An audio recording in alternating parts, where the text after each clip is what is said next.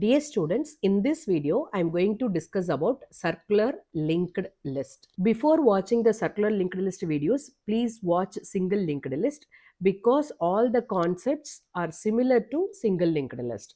All operations, whatever we have done in the single linked list, it is almost similar to circular linked list. Now, what is meant by circular linked list? Actually, linked list means it is the sequence of elements. Okay, here you see this is the first element 3. Each element has link to its next element. Okay, so this is what single linked list also. But in the single linked list, at the end we will have null. So what is the meaning of null? It does not link to any element. So the list will end over here.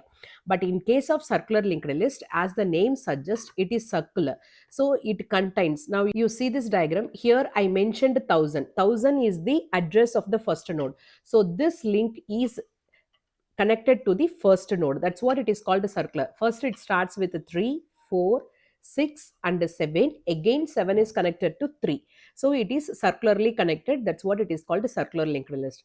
Now let us see the definition once again. Circular linked list is a sequence of elements in which every element has a link to its next element in the sequence, and the last element has a link to the first element. This portion, the last element has link to its first element. Okay, so this definition they compared with the single linked list only. In the single linked list, the last node points null.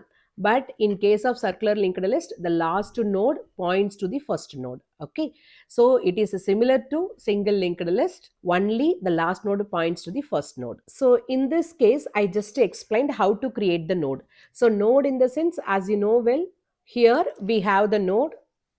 See here, node contains two field. Okay, this is the first field int data, and the second field is the pointer struct node star next. So struct node is the data type, user defined data type. So again it is going to point to the another node. Again it contains two field, like that the link is given. But here we are going to use one more pointer. Listen carefully. In case of single linked list, we have only struct node star head. Actually the best approach is always it should be assigned null, that means empty list, right? So head contains the address of the first node, right? But here we are going to discuss about another pointer that is called a tail. I will show in the diagram. Now you see the diagram. Head contains the address of the first node and the tail contains the address of the last node, because last is connected to the first node again. That is the reason here two pointers I am going to declare. So here one is star head and another one is star tail. First we are going to start with the best approaches null. So both I assign null. What is the meaning of that?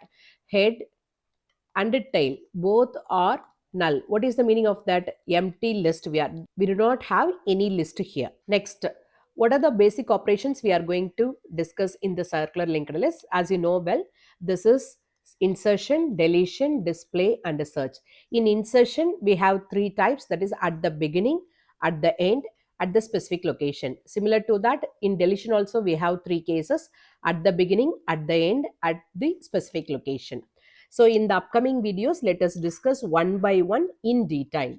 If you have any doubt, please ask me in the comment section. We will continue in the next video.